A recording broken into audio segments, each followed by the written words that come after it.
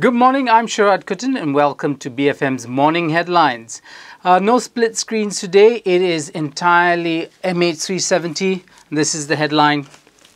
Yes, that was what the government declared yesterday at a press conference. The Prime Minister speaking to the families of and kin of the passengers on board the flight MH370, saying that beyond reasonable doubt the plane was lost. And that really in some ways puts an end to the second phase of the search for MH370. So no more search and rescue, it will be search for the wreckage. Now, this paper was one of the few that carried full colored pictures, got lots of images of grieving kin. This man, you see that here, he appears in many newspapers. He's become the kind of stock image of grief. The Malay Mail has it there again, MH370 ended in the Indian Ocean. Of course, what we do know is that none of this, not the declaration, nothing that's come to pass in the last 24 hours has to do with facts on the ground. Nobody knows for sure.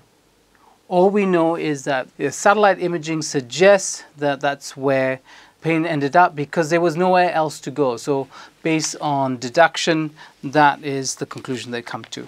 So black and white front pages, many of those today.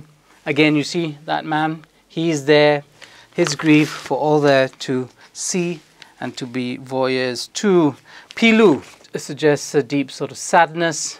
There it is, because the Prime Minister, officials, the Acting Minister of Transport, his cousin, that is, and the head of the Civil Aviation Department, all of them there in a line, not looking very happy. Also, rumors of an investigation into the Civil Aviation Department, apparently debunked by Ministry of Home Affairs officials. Now, what kind of conclusion do we draw from the fact that it went down in the southern part of the Indian Ocean? Well, that's what the Sun has. No survivors likely from this crash. Now, MH370, of course, they're made using the names of many of the passengers, MH370. So a bit of art, and now you see the full spread there.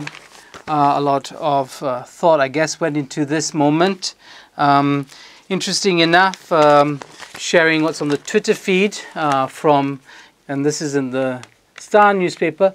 I guess in order of political importance, it starts there with MCA President Datuk Sri Leo Tiong Lai, going down to Hishamuddin Hussain, down Khalid. Kit Siang makes an appearance, Rafizi Ramli, famous whistleblower. Because it includes also Harith Iskandar, comedian, Hans Isaac, yes, Hans Isaac, Aaron Aziz, and last but not least, Digi. To humanize the story, pictures of those who died. Do we learn more by looking at their mugshots? Perhaps, I'm not sure. New Straits Times, somewhat mawkish headline there. Good night, MH370, I think also shared by BFM on its Facebook page. And more of that. Now, of course, deaths continue. In other instances, here it is, a student dies after a school bus flips over on a trip.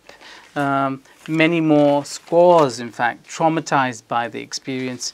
And lastly, Harian Metro with this headline. There it is, a count, final count of those who died and the countries they originate from. Much more in the papers today, including the politics of the post-Kajang by-election, what's going to happen to Selangor, and things in the international media, things like Ukraine and the crisis in Egypt, all of which have been completely eclipsed, in this country at least, by the coverage on MH370. But before I go, the expression of the day is reasonable doubt. Reasonable doubt, yes, reasonable doubt that the people and the plane are lost forever until found. Thank you so much for joining me on BFM's Morning Headlines. I'm Sharad Kutan on BFM 89.9.